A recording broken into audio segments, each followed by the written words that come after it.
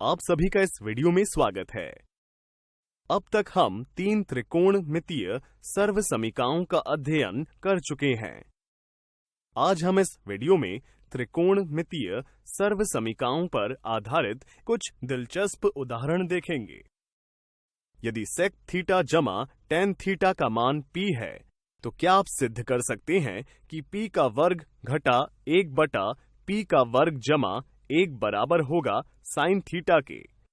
चलिए देखते हैं।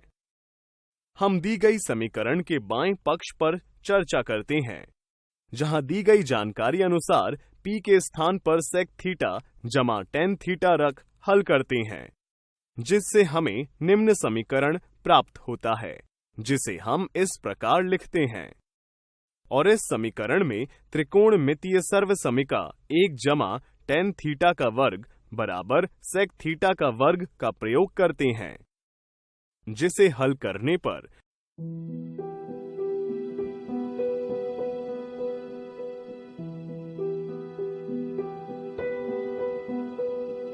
टेन थीटा बटे सेक थीटा प्राप्त होता है।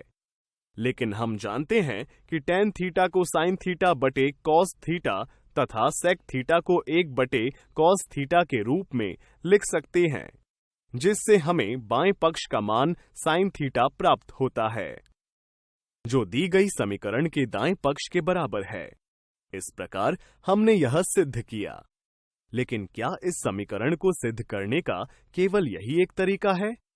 जी नहीं, इसे हम अन्य तरीकों से भी हल कर सकते हैं। आइए देखते हैं। दिया गया है कि सेक थीटा जमा टेन थीटा p के बराबर है, जिसे समीकरण 1 से दर्शाते हैं। और हम जानते हैं कि 1 जमा टेन थीटा का वर्ग सेक थीटा के वर्ग के बराबर होता है, जिसे हम सेक थीटा का वर्ग घटा टेन थीटा का वर्ग बराबर 1 के रूप में रख हल करते हैं। और समीकरण 1 से हम जानते हैं कि सेक थीटा जमा टेन थीटा p के बराबर है, जिसे यहाँ प्रतिस्थापित करने पर हमें सेक थीटा घटा टेन थीटा बराबर 1 बटा p प्राप्त होता है, जिसे समीकरण 2 से दर्शाते हैं। अब यदि समीकरण 1 व 2 को जोड़े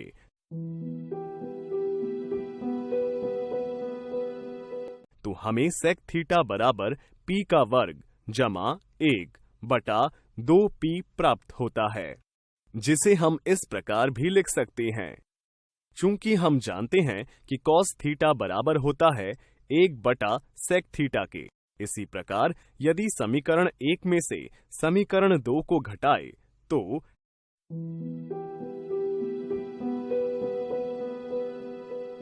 टेन थीटा बराबर p का वर्ग घटा 1 बटा 2p प्राप्त होता है, जहां हम टेन थीटा को साइन थीटा बटा कॉस थीटा के रूप में बदल कॉस थीटा का मान रख हल करते हैं।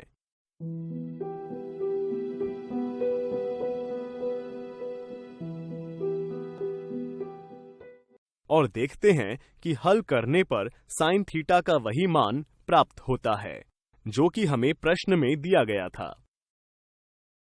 इस प्रकार हमने सिद्ध किया कि दोनों पक्ष बराबर हैं। जाते जाते आपको एक प्रश्न हल करने को दिया जाता है, तो उम्मीद है कि आपको त्रिकोणमितीय सर्वसमीका पर आधारित यह उदाहरण समझ आ गया होगा। अध्यापक भी कक्षा में विद्यार्थियों की सूझबूझ का परीक्षण ऐसे ही कुछ उदाहरणों की मदद से कर सकते हैं।